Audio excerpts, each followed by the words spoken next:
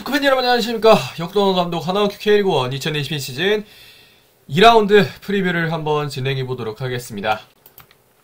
먼저 지난 경기 결과 살펴보겠습니다. 지난 경기 2월 19일 2시에 전주 월드컵 경기장에서 열렸던 전북현대와 수원FC의 경기, 전북현대의 송민규 선수가 한 골을 집어넣으면서 1대0 전북현대가 승리를 거뒀습니다. 다음 경기 두 번째 경기 2월 19일 4시 반 DG 대구은행파크에서 열렸던 경기 FC서울이 조용욱과 나상호의 골에 힘입어 대구FC를 상대로 2대0 승리를 거뒀습니다. 세 번째 경기 2월 19일 4시 반 역시 인천 전용 경기장에서 열린 인천 유나이티드와 FC 서울의 경기 무거사 선수의 92분 극장골로 인천 유나이티드가 1대0 승리했습니다. 다음은 제주 유나이티드와 포항 스틸러스의 경기입니다. 포항 스틸러스 임상엽 선수의 18분 PK 그리고 73분과 90분 허용준 선수의 득점으로 인해 3대0 포항 스틸러스가 승리를 거뒀습니다. 다음입니다. 2월 20일 2시 강릉 종합운동장에서 열린 강원과 성남의 경기 디노와 김대원이 각각 80분과 87분의 득점에 성공하면서 2대0 강원FC가 승리를 거뒀습니다. 마지막 경기 2월 20일 4시 반 울산 문수축구경기장에서 열린 울산현대와 김천상무의 경기 두 팀 모두 득점을 하지 못하면서 0대0 경기가 종료되었습니다. 자, 그럼 이제 2라운드 한번 프리뷰를 진행해 보겠습니다. 첫 경기는 수원삼성과 수원FC의 수원더비입니다.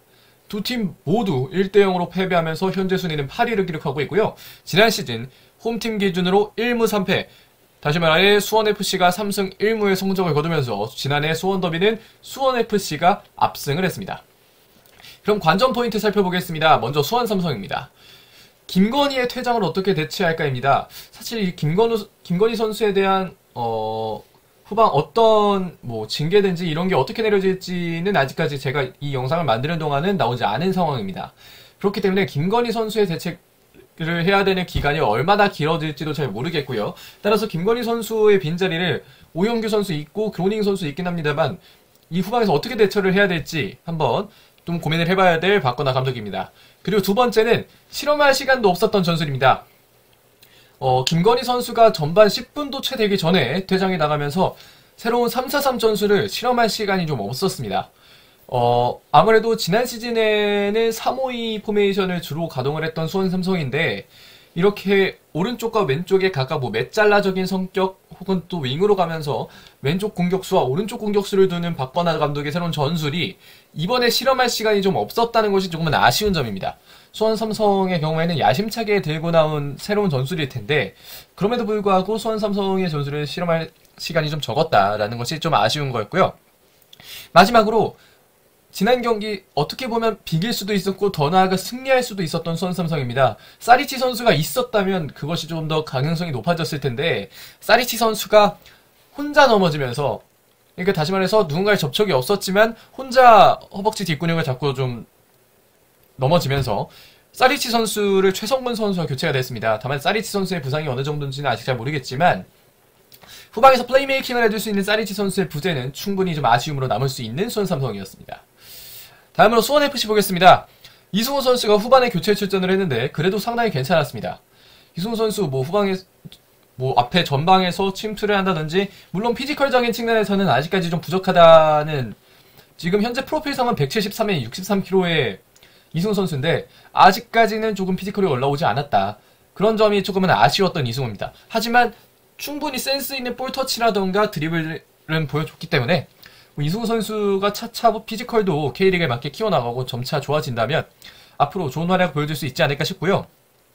수원FC는 지난 시즌의 압승을 기억해야 합니다. 수원 삼성을 상대로 3승 1무 상당히 좋은 성적을 거뒀고 지난 시즌에 앞섰던 전북현대에게도 상당히 좀 앞서 나갔던 전북현대보다도 앞서 나갔던 수원FC이기 때문에 어떻게 보면 수원 삼성에게 아직까지는 수원FC 공포를 심어줘야 하는 수원FC가 되겠습니다. 그리고 전술적인 움직임이 굉장히 흥미롭습니다. 뒤에서 예상 라인업에서 말씀을 드릴 텐데 이게 김건웅 선수를 지난 시즌과는 좀 다르게 다이아몬드 442로 쓰는 당시에도 이제 해설위원들께서 말씀하셨던 걸로 기억하는데 이 다이아몬드 442가 상당히 재밌습니다.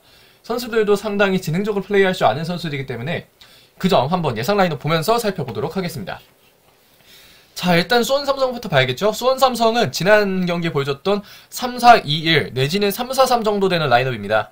백스리는 아마도 불트위스 선수가 나올 것 같습니다. 박대원 선수도 굉장히 좋은 선수고 좋은 플레이 해주는 선수지만 외국인 선수의 존재감도 다르거든요. 그렇기 때문에 백스리에는 불트위스, 민상기, 장호익 골키퍼는 당연히 양현무 선수가 나올 가능성이 좀 높겠고요.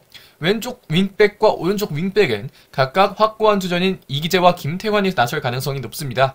그리고 중원에는 최성근과 한석종입니다. 최성근 선수가 이제 사리치 선수 대신해서 나와서 지난 경기에서 굉장히 긴 시간을 출전을 했고요. 한석종 선수의 경우는 제가 수원 삼성 SNS를 잠깐 가보니까 약간 적극적이지 않다라는 이야기를 수원 삼성 팬분들께서 많이 해주시더라고요. 그래서 최성근 선수와 한석종 선수 중에서 이제 한석종 선수는 본인의 어떤 명예를 되돌리기 위해서라도 이번 경기에 잘 뛰어줘야 합니다. 그리고 이제 지난 경기에서는 김건희를 가운데 왼쪽에 오현규, 오른쪽에 정승원을 뒀는데 지난 경기 정승원 선수가 상당히 열심히 뛰어줬습니다. 그러면서 정승원 선수는 첫 경기만에 수원 삼성 팬분들의 어떤 마음을 사로잡게 되었고요. 오른쪽에 정승원, 왼쪽에 오현규, 톱에는 아마도 그로닝 선수가 나오지 않을까 싶습니다. 뭐 아직까지 경험이 부족해서 좀 내보내지 않았다라는 이야기도 있고 뭐 여러 가지 이야기가 있습니다만 박건하 감독이 지금은 김건희가 선수가 없기 때문에 가운데에 오현규, 왼쪽에 전진우 선수를 세울 수도 있지만 제가 보기에는 톱에 그로닝, 왼쪽 오현규, 오른쪽 정승원이 가장 낫지 않을까. 물론 22세 이하 쿼터가 부족한 팀이 아니고 현재 김태환 선수만 해도 일단은 세울 수 있는 팀이지만 왼쪽에 오현규가 22세 이하 쿼터로서 좀 많은 경기를 소화해야 한다고 가정했을 때 오현규 선수의 폼을 좀 많이 올려놔야 되는 수원 삼성이거든요. 따라서 일단은 오현규 선수가 시즌 초반에는 조금 더 많이 출전을 해줘야 되지 않을까 싶습니다. 전진우 선수는 이후에 조금 더 많이 뛰지 않을까 싶고요. 수원FC를 보면 지금 제가 3-5-2를 예상을 해놨습니다. 왜냐면 지난 경기에는 이제 톱이 일류첸코밖에 없기 때문에 백4를 사용했다라고 이제 오범석 해설위원이나 박문성 해설위원께서 말씀을 해주셨는데 지금은 어떻게 보면 수원이 왼쪽 공격수와 오른쪽 공격수를 두고 있는 겁니다. 왼쪽 윙, 오른쪽 윙이라고 단정짓기 어렵고 두 선수 모두 메잘라의 위치에 있다고 단언하기도 좀 어렵지만 그 사이 어딘가에 있는 왼쪽과 오른쪽 공격수 피파를 많이 하시는 분들은 LF, RF라고 주로 부르시는데 그 위치에 있기 때문에 이번에는 백3를 구성해야 될 가능성이 높습니다. 지난 경기에서는 다이아몬드 4 사이로 김건웅 선수가 3선, 박주호 선수와 니실라 선수가 2.5선, 그리고 2선에 무릴로 선수가 있는 모습이 보였는데, 제가 보기에는 이번에는 김건웅 선수를 조금 더 아래로 내려 쓰는 것이 오히려 좋지 않을까 생각을 하게 됩니다. 김건웅 선수가 수비력도 괜찮고요. 지금 이렇게 양쪽에 곽윤호와 잭슨 선수인데, 지난 경기에서 곽윤호 선수와 잭슨 선수가 정말 좋은 수비를 보여줬거든요. 그렇기 때문에 이 두 선수의 활약도 상당히 중요할 것 같습니다. 이제 왼쪽 윙백과 오른쪽 윙백이 조금 문제인데요. 지난 경기에서는 이제 왼쪽에는 박민규, 오른쪽에는 다른 선수가 이렇게 섰는데, 김주현 선수였나요? 이렇게 섰는데 나쁘지 않았습니다만 황순민과 신세계라면 오른쪽은 더더욱 신세계라면 조금 더 좋지 않을까 싶고요. 왼쪽에는 박민규와 황순민이 어느 정도 경쟁을 할 것으로 보입니다. 지난 경기 황순민 선수가 아닌 박민규 선수가 나왔는데 박민규 선수의 능력이 생각보다 훨씬 더 좋았습니다. 이전에 수원FC가 승격할 때 왼쪽 자리를 맡았던 박민규 선수지만 지난 시즌은 황순민 선수와 비교해도 밀리지 않을 왼쪽에서의 능력을 보여줬기 때문에 박민규 선수와 황순민 선수의 한번 경쟁이 시작될 것 같은데 개인적으로는 황순민 선수가 이번에 한번 나와서 박민규, 황순민 이렇게 한 번씩 돌려보면서 김도균 감독이 체크를 하셔야지 않을까 싶습니다. 중원에는 3선에 박주호 선수가 서고 2.5선에 니실라, 2선에는 무릴로 이렇게 설 것으로 보입니다. 니실라 선수가 활동량이 굉장히 많습니다. 딱 보기만 했을 때는 그냥 볼을 예쁘게 잘 차는 선수일 거라고 생각을 했는데 볼도 잘 차는데 활동량도 좋고 굉장히 터프합니다. 이 점이 수원 삼성의 중원이 사실 정성원 선수가 내려와서 도와주지 않으면 2명밖에 없거든요. 근데 이 점을 잘 사용해서 박주호, 무릴로, 니실라가 감싸게 된다면 오히려 중원 싸움에서 수원FC가 승리를 할 수 있는 확률이 상당히 높아집니다. 그리고 이제 투톱을 보면 라스와 이승우입니다. 이승우 선수가 지난 경기에서 꽤 괜찮은 모습 보여줬거든요. 다만 이승우 선수가 조금은 아쉬운 점이 몇 가지 있었기 때문에 이승우 선수 대신 양동현 선수가 출전을 할 수도 있지만 개인적으로는 이승우 선수를 한번 풀로 기용해보는 것도 나쁘지 않다라고 생각을 하고 있습니다. 자, 다음은 이제 경인 더비를 한번 보겠습니다. 인천 유나이티드 서원 삼성을 상대로 1대0 승리하면서 현재 순위는 4위, FC서울은 대구FC를 상대로 2대0 승리를 거두면서 현재 2위의 자리를 차지하고 있습니다. 지난 시즌 정적은 인천 유나이티드가 FC서울을 상대로 2승 1무 1패의 좋은 성적을 거뒀습니다. 관전 포인트 보겠습니다. 인천 유나이티드 먼저 보겠습니다. 10대 11에도 조금은 아쉬웠습니다. 수원 삼성이 뭐 정성원 선수가 정말 많이 띄워준 것도 있지만 인천 유나이티드가 전반적으로 선수 퀄리티가 수원 삼성보다는 조금 아쉬운 게 사실입니다. 그러면서 10대 11인 상황에도 조금 아쉬웠고 그 점이 앞으로 인천 유나이티드가 잘 메워가야 하는 베테랑들의 체력을 잘 관리해줘야 하는 이유가 아닐까 싶습니다. 이명주 선수는 갈수록 올라올 것으로 보입니다. 이명주 선수가 어느 정도 클래스가 있는 선수이기 때문에 지난 경기에서도 뭐 교체로 나오긴 했습니다만 그러니까 교체로 아웃되긴 했습니다만 생각보다도 아직까지 폼이 좋다라는 점을 알게 됐거든요. 이명주 선수 같은 선수는 뛸수록 올라옵니다. 그렇기 때문에 이명주 선수가 점점 선발 출전할 시간을 좀 올려가면서 아마도 폼이 올라갈 것으로 보이고요. 다만 인천 유나이티드는 무고사만을 바라봐서는 안 될 것 같습니다. 무고사 선수의 결정력은 상당히 좋은 것이 사실입니다만 그럼에도 불구하고 무고사 선수만을 바라보다 보면 팀이 제대로 나아갈 수가 없습니다. 홍시후, 뭐 왼쪽에서 지난 경기 출전했었던 김도혁 이런 선수들의 결정력이 올라와주고 무고사 선수처럼 어느 정도 침착성을 유지해주지 않으면 인천 유나이티드의 공격은 이번 시즌 절대로 성공할 수가 없습니다. 따라서 인천 유나이티드는 이런 점을 조금 더 보완해야 하지 않을까 싶고요. FC서울 정말 재밌는 경기였습니다. 제가 지금까지 제가 좋아하는 팀을 제외하고 이렇게 재미있는 전술적인 특징이 드러나는 경기를 본 적이 없습니다. 그런데 안익수 감독이 정말 재미있는 전술을 만들어 왔고 그러면서 1라운드 대구FC 상대로 완벽한 승리를 거뒀습니다. 아마도 이 경기를 통해서 선수들은 이 전술이 통하는구나 라는 것을 가지고 어느 정도 자신감이 좀 올라왔을 것 같고요. 다만 여기서 조금 FC서울에게 불안한 점은 이 에너지 레벨이 언제까지 유지될지입니다. 물론 어린 선수가 많고 뭐 이 선수들의 활동량이 좋은 팀이지만 베테랑들의 체력이 상당히 중요한 팀입니다. 기성용, 오스마르, 고요한 뭐 이런 선수들 이 선수들이 상당히 키가 되는 선수들인데 이 선수들의 에너지 레벨을 언제까지 유지할 수 있을까 이 점이 조금 중요하겠습니다. 다만 이제 안익수 감독을 믿을 수 있는 건 안익수 감독이 지난 3차 전지훈련 때도 어느 정도 이 선수를 배려해줬거든요. 1, 2차를 본인들이 알아서 몸을 만들어오고 3차 때부터 가는 그런 라인업을 만들어줬기 때문에 이 선수들의 체력은 잘 알아서 안익수 감독께서 유지하지 않을까 싶습니다. 자, 그러면 이제 보겠습니다. 먼저 인천 유나이티드 예상 라인부터 보면요.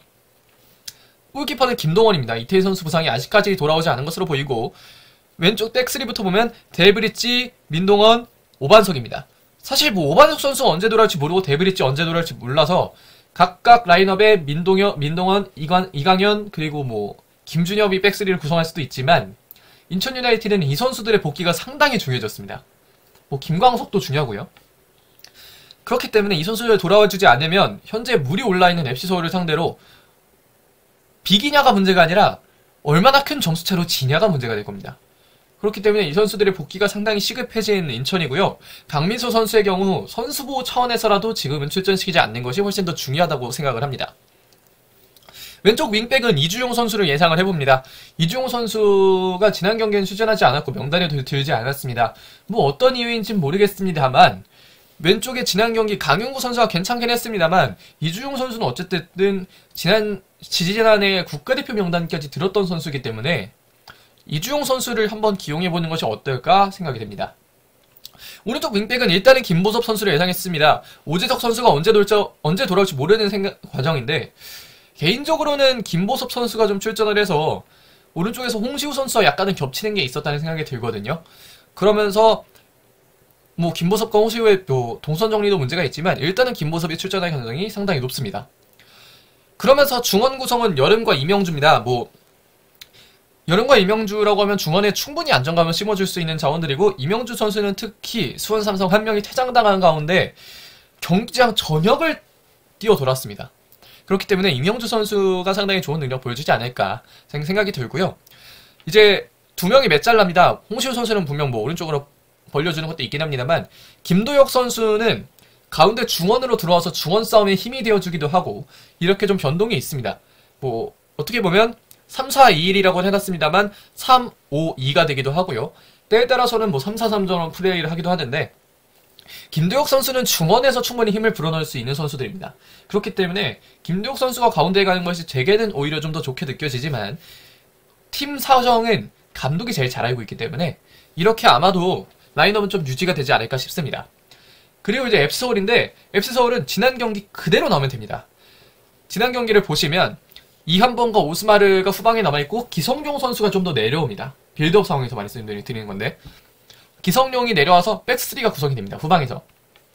그러면 이제 양쪽 풀백인 이태석과 윤종규가 가운데 3선으로 들어갑니다. 그리고 2.5선 내지 2선에서는 고요한과 팔루세비치가 움직이고 나상호, 강성진, 조용욱의 이 3톱 정말 어리고 실력이 좋은 선수들이 앞쪽 3톱을 구성합니다. 그럼 이게 어떻게 되냐면 맨 아래에 오스마르, 이한범, 기성용 3선에 이태석, 윤종규 2.5선 내지는 2선에 고요한, 팔루세비치 맨 앞에는 나상호, 강성진, 조용욱이 서게 되는 겁니다. 이게 어떤 점이 좋냐면 오스마르, 이한범, 기성용은 모두 수비력과 빌드업이 좋은 선수들입니다. 이 선수들이 이한범 선수는 심지어 상당히 어린 선수임에도 불구하고 좋은 실력 보여주고 있고 이 선수들 모두 왼발, 오른발, 롱킥 가리지 않고 잘할 수 있는 선수들이고 이 선수들의 수비력과 빌드업이 받쳐주면서 앞쪽에 있는 선수들은 오히려 조금 더 자유롭게 플레이를 할 수 있게 됩니다. 3선을 구성하는 이태석과 윤종규의 경우 상대가 넓게 벌린다 싶으면 본인들도 넓게 벌려주고요. 3선에서 이태석과 윤종규가 많은 활동량을 가져가면서 진짜 펩시티 같은 어떤 그런 것이 나옵니다. 이태석과 윤종규의 공격력이 조금 더 올라온다면 아마 FC서울은 지금보다도 더 강한 전술을 가지고 나올 수 있을 것이라고 생각이 되고요. 고요한과 팔루세비치는 여전히 잘하고 있습니다. 그러면서 이 선수들의 활동량, 투지, 킥 이런 것들이 합쳐지면서 중원 싸움에서도 전혀 밀리지 않는, 그러니까 보통 백3를 구성하면 중원의 숫자가 떨어지지 않을까 생각을 합니다. 왜냐면 3톱을 두고 백3면 3, 4, 3밖에 안 돼서 이 중원에 2명밖에 놓지 못하게 되는데 지금 안익수 감독의 전술은 빌드업 상황에서부터 이태석, 윤종규 이 어리고 활동량이 많은 선수들이 3선 중원 싸움에도 도와주고 측면에 올라온다면 해당 수비도 해주고 그러면서 정말 좋은 유기적인 플레이가 나오고 있기 때문에 이런 점에서 FC서울이 앞으로 시즌 초반 나아가서 중반까지는 이렇게만 유지한다면 앞으로 쭉 상위권을 유지할 수 있는 레벨이 되지 않을까 싶습니다. 자, 이제는 제주유나이티드와 강원의 경기 한번 살펴보겠습니다. 생각보다 지금 영상 시간이 길어지고 있는데요. 이번엔 좀 빨리빨리 가겠습니다. 제주와 강원, 지난 시즌에 3무를 거뒀습니다. 제주유나이티드는 포항 상대로 3대0 패배하면서 현재 순위 12위, 강원은 성남을 상대로 2대0 승리를 거두면서 2위를 거두고 있습니다. 자, 그럼 이제 관전 포인트 봐야겠죠? 제주유나이티드는 김동준의 부상 문제가 사실 가장 걱정됩니다. 골키퍼가 바뀌면서 오히려 조금 더 손해를 봤던 제주유나이티드가 되겠고 그러면서 후방에서의 안정감이 좀 떨어지는 모습이었는데 그에 이어서 최용준의 백스리 기용이 맞는가? 이 정도 한번 남길 감독께서 생각을 해볼 필요가 있다고 봅니다. 제주유나이티드는 백스리가 상당히 좋은 팀입니다. 지난 시즌 백스리의 수비력도 상당히 좋았고 그런데 백스리에 최용준 선수가 기용이 되면서 수비력은 수비력대로 안 올라오고 이른바 환상의 3중주라고 불렸던 윤빛가람, 이창민, 최용준이 맞지 않는 모습이었어요. 그러면서 이제 제주유나이티드는 공격도 안 되고 수비도 안 되는 정말 총체적 난국에 시달리게 됐고 그러면서 지난 경기는 사실상 승리할 수 없었던 경기가 됐습니다. 그러면서 침체된 분위기를 살려줘야 하는 제주유나이티드고 강원FC의 경우 이제 공격진이 실수를 놓치지 않습니다. 상대 수비의 실수를 놓치지 않는데 디노를 이런 점에서 정말 잘 들여왔다는 생각이 듭니다. 디노 선수가 마상훈 선수의 그 잠깐의 실수를 놓치지 않고 끝까지 뛰어가면서 마지막에 마무리를 했고 그 골로 인해서 강원이 흐름을 가져오게 됐기 때문에 어떻게 보면 디노 선수를 상당히 잘 데려왔다는 생각이 들고 이런 공격진이 실수를 놓치지 않으면서 좋은 결정력 보여준다면 약체로 분류받는 강원이 충분히 좀 더 높게 올라갈 수 있다라는 생각이 듭니다. 그 측면에서 키플레이어는 김대원과 서민우가 될 텐데 서민우가 지난 경기에서는 백3로 나왔습니다. 근데 서민우 선수의 수비력이나 볼배근 능력이 조금 더 좋아지지 않으면 강원FC 아무리 공격진이 실수를 놓치지 않는다고 해도 그 이외의 득점 상황도 만들어내야 되기 때문에 서민우 선수의 능력도 상당히 중요해지겠고요. 김대원 선수는 디노와 더불어서 공격을 이끌어가야 하는 선수이기 때문에 이 점에서 충분히 키플레이어로서의 역할을 해줘야 된다는 생각이 듭니다. 자, 그럼 이제 예상 라인업 볼 텐데요. 김동준 선수, 지금 사진 김동준 선수가 들어갔는데 김동준 선수는 아마 출전하지 못할 것으로 보입니다. 먼저 이제 백스리를 보면 백스리는 정훈, 최영준, 김우규가 나설 가능성이 상당히 높겠습니다. 지난 경기에서 완벽하게 뭐 잘 됐다고 보기는 어렵지만 일단은 이 라인업을 유지를 시켜줘야 되거든요. 그러면서 일단은 뭐 이 선수들의 합이라도 맞춰줘야 최영준 선수의 백스리 기용이 성공적으로 돌아갈 수 있습니다. 골키퍼는 유현수 선수가 맞겠죠 아마. 문경건 선수도 가능하고요. 왼쪽 윙백과 오른쪽 윙백에는 각각 정호재와 안현범입니다. 정호재와 안현범 선수는 지난 경기에서 힘들었음에도 불구하고 어느 정도의 실력을 보여줬고, 중원은 윤빛가람과 이창민입니다. 빌드업 상황에서는 아마 최영준 선수가 조금 더 위로 올라오고 최영준, 이창민, 윤빛가람이 끌어주지 않으면 쉽지 않습니다. 윤빛가람의 침투 패스를 살리기 위한 양쪽 윙에는 제르스와 링이 서고, 뭐 지난 경기 추상훈 선수 있었습니다만 링 선수가 들어오는 것이 아마 출전 시간이 좀 더 길겠죠. 톱에는 여전히 주민규입니다. 지금 고민이 되는 건 이 윤빛가람의 침투 패스를 받아먹을 수 있는 선수가 제르스와 링인데, 이후에 주민규 선수의 어떤 기동력에 대해서도 조금 더 고민을 해봐야 되는 제주 유나이티드가 되겠고, 개인적으로는 이런 것들이 좀 더 조직력이 잘 살지 않으면 제주 유나이티드가 이번 시즌을 뭐 양강 체제를 깰 수 있는 팀으로 평가받았지만 깨지 못할 확률이 조금 더 높아집니다. 네, 그렇기 때문에 이것을 한번 고려해봐야 되는 제주 유나이티드가 되겠고, 강원의 경우 유상훈 키퍼, 백스리는 김영빈, 서민우, 임창우, 윙백에는 정승용과 강지훈, 중원에 김대우, 김동현, 톱에는 황문기, 디노, 김대원입니다. 뭐 황문기 선수나 김대원 선수 가운데로 내려와서 중원 싸움에 좀 도움을 줄 수 있는 선수들이고요. 서민우 선수 역시 어느 정도 좀 올라온다면, 수비력과 공격력이 올라온다면 백스리 라인에서만 머무는 게 아니라 위로 올라와서 또 중원 싸움에 도움을 줘야 하거든요. 그러면서 이 선수들의 강원 역시 좋은 합을 보여주긴 했습니다만 조금 더 좋은 합을 보여줘야 합니다. 뭐 임창훈 선수는 만약에 케빈 회그 얀손이라는 선수가 들어오면, 그리고 윤석영 선수가 복귀를 하면 이 센터백 라인업은 좀 바뀌고 서민우도 원래 본인의 자리인 중앙 미드필더로 가서 플레이할 수 있겠지만, 일단은 강지훈 선수가 조금 더 노력을 해줘야 되고요. 강원의 경우에는 김영빈과 서민우가 뒤에 있으면 임창우가 앞으로 많이 올라가는 모습도 보입니다. 임창우 선수가 아무래도 오른쪽에서 좀 자유로운 시간을 줬을 때 오히려 본인이 더 잘하는 스타일이거든요. 근데 어쩔 수 없이 지금 센터백이 없기 때문에 임창우가 오른쪽 스토퍼로 기용이 되고 있는데, 임창우 선수 오른쪽으로 간다면 강원 충분히 조금 더 반등할 수 있을 것으로 보입니다. 이제 앞에 경기는 더비들이었기 때문에 조금 10분이라는 긴 시간에 할애해서 설명을 드렸고요.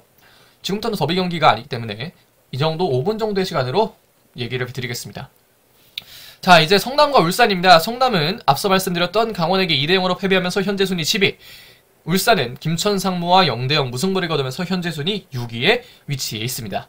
지난 시즌 정적은 1승 1무 1패였습니다. 자, 그럼 이제 관전 포인트를 봐야겠죠? 성남FC 개막전 나쁘지 않았습니다. 다만 이제 실수가 몇 번 있으면서 그 실수들을 제대로 커버하지 못하면서 강원에게 승리를 내주게 되었고, 그 이외에 그렇게 나쁘지만은 않았다. 다만 이제 집중력도 조금 더 올라와야 할 것 같고, 선수 개인의 퀄리티도 조금씩은 아쉬웠던 점이 있습니다. 그럼에도 불구하고 김나일 감독이 3년차에 접어들면서 개막전의 조직력이 그렇게 엄청 나쁘다고 보기에는 좀 어려웠고요. 괜찮았습니다. 다만 실수가 아쉬웠다는 점을 다시 한번 말씀드리고, 윌리치의 파트너 문제가 좀 있어 보입니다. 뭐 박용지 선수 잘하는 선수지만 박용지가 아직은 조금 아쉽거든요.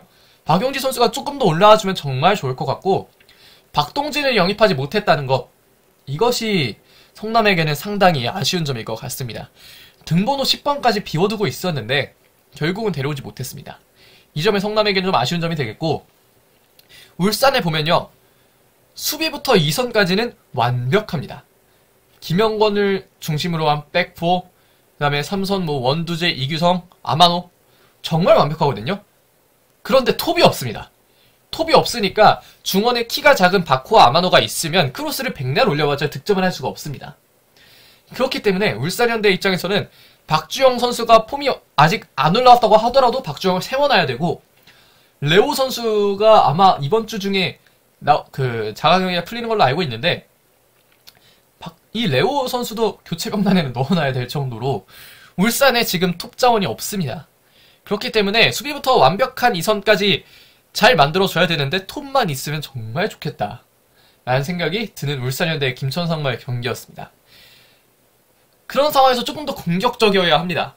이선자원 윤일록, 이청용, 김민준, 최기훈, 박호 이 선수들 정말 좋은 선수들인데 이 선수들이 침투를 조금 더 빨리 해줘야 되고 삼선에서도 조금 더 잘해줘야 됩니다.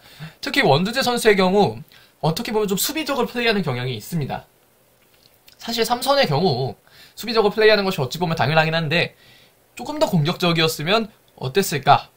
라는 생각을 하면서 울산현대가 성남을 상대로 어떤 경기를 선보일지 한번 지켜봐야 될 것 같습니다. 예상 라인업은 다음과 같습니다. 딱히 바뀐 점은 없는데 키퍼는 김영광, 성남부터 말씀드리면 키퍼 김영광, 백스리에 최지묵, 권한규, 김민혁, 왼쪽과 오른쪽에 각각 이시영과 박수일, 3선에 이종성, 자꾸 말 잊고 있네요. 3선에 이종성, 2.5선에 각각 김민혁과 권순영, 톱에는 밀리치와 박용지입니다. 지난 경기와 비교해서 바뀐 것이 많이 없고요. 김민혁 선수의 출전을 왜 김민혁 선수가 지난 경기 출전 안 하는데도 예상을 하냐면 마상훈 선수가 다친 것이 좀 큽니다. 시즌 초반이기 때문에 무리를 시킬 이유가 전혀 없고요. 그러면서 이제 마상훈 선수 대신에 김민혁 선수가 오른쪽 스토퍼로 들어오는 것이 조금 더 좋지 않을까. 아니면 김민혁이 가운데 있고 권한규 선수가 오른쪽에 서는 것이 좋지 않을까 싶습니다. 나머지 라인업에 대해서는 어느 정도 좀 공고하게 올라와 있는 성남이기 때문에 이 선수들의 폼이 올라와줘야 하지 주전 경쟁을 해야 한다 이런 것은 아직까지는 보이지 않습니다. 다만 이제 오른쪽 윙백에는 이시영 선수 대신에 이지훈 선수가 나올 수도 있기는 합니다. 울산현대 보겠습니다. 울산현대 조현혁 키퍼, 백포에는 이명재, 김영권, 임종훈, 김태환입니다.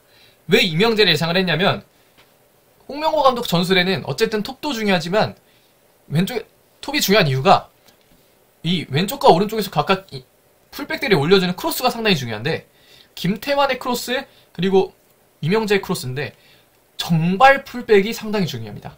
서령호 선수 지난 경기 괜찮지 않았죠?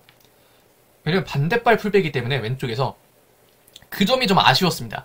그래서 이번 경기에는 이명재 선수가 선발 출전을 하지 않을까라는 생각이 들고 센터백 조합은 당초 김영건, 김기희가 가장 많이 나오지 않을까 싶었지만 임종훈 선수와 파트너로서 상당히 괜찮았거든요. 이 두 명의 장신 센터백들이 뮬리치 선수를 상대로 어떻게 수비를 할지도 한번 지켜보시면 좋을 것 같습니다.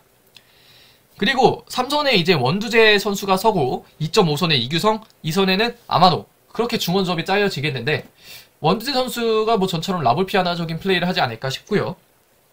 이규성 선수는 울산 팬들이 경기 끝나고 말씀을 많이 하시더라고요. 이규성 선수가 지난 시즌에 있었으면 어땠을까?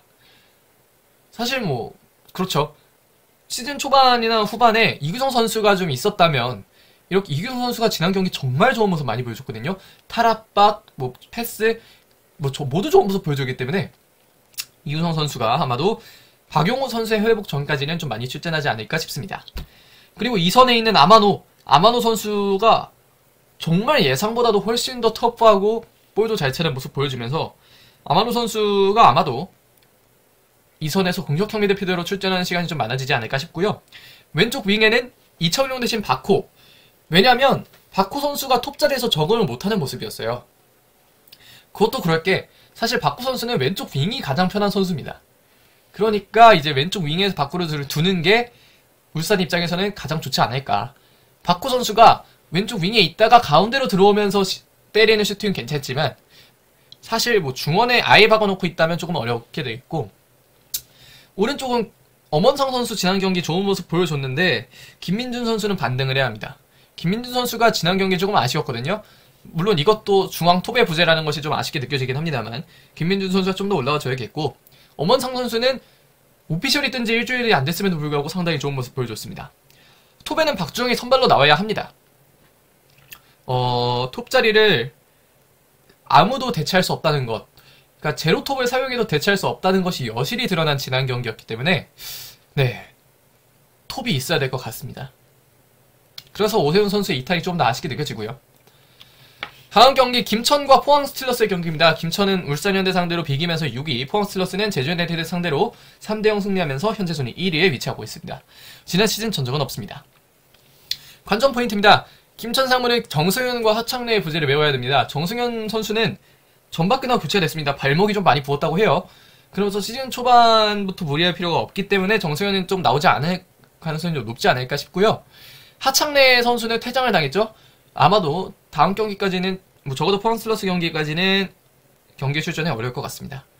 그러면서 이 부재를 잘 메워야 되는 김천이 되겠고, 공격이 조금 아쉬웠습니다. 오른쪽 날개 권창훈, 권창훈은 계속 스위치를 가져오긴 했습니다만, 반대쪽에 있는 서진수가 조금 아쉬웠거든요. 이 점을 잘 메워야 하는, 어쨌든 날개가 조금 아쉬웠던 김천 상무이기 때문에 날개가 여전히 좀 아쉬웠고, 권창훈 선수의 반대편에 있는 선수가 조금 더 올라와줘야 되지 않을까 싶습니다.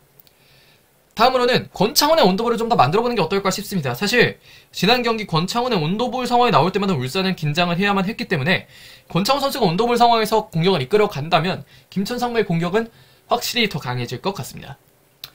포항 슬러스의 관전 포인트 보면 호용준의 복귀는 여기까지 갔습니다. 호용준 선수가 들어오면서 득점을 2개나 했죠. 2개 다 모두 호용준 선수의 센스, 슈팅 능력이 빛났던 득점 상황이었기 때문에 이 장면에서 호용준 선수가 잘 뛰어줘야 하는 포항이 되겠습니다.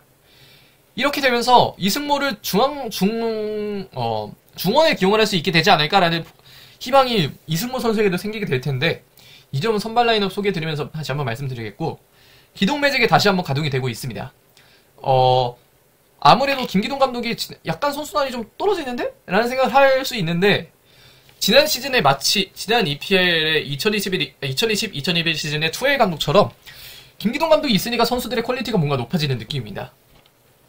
그렇기 때문에 포항 슬러스는 다시 한번 기동 매직을 좀 발휘해야 되는 상황이 되었다라고 생각을 하시면 좋을 것 같습니다. 이제 상라인업 보면요, 지금 3호이라고 써놨는데 4-3-3의 가능성이 상당히 높습니다. 왼쪽에 그대로 유인수, 오른쪽에 정동윤, 대신 센터백 조합은 박지수와 권혁규가 나오지 않을까 싶고요. 정성현 선수 괜찮다면 정성현이 나올 가능성도 있습니다. 송주훈, 연재훈 좋은 선수도 많고요. 센터백 자리에는 3선의 정현철 선수는 아래로 내려와서 백스리 체제도 만들어줄 수 있는 선수입니다.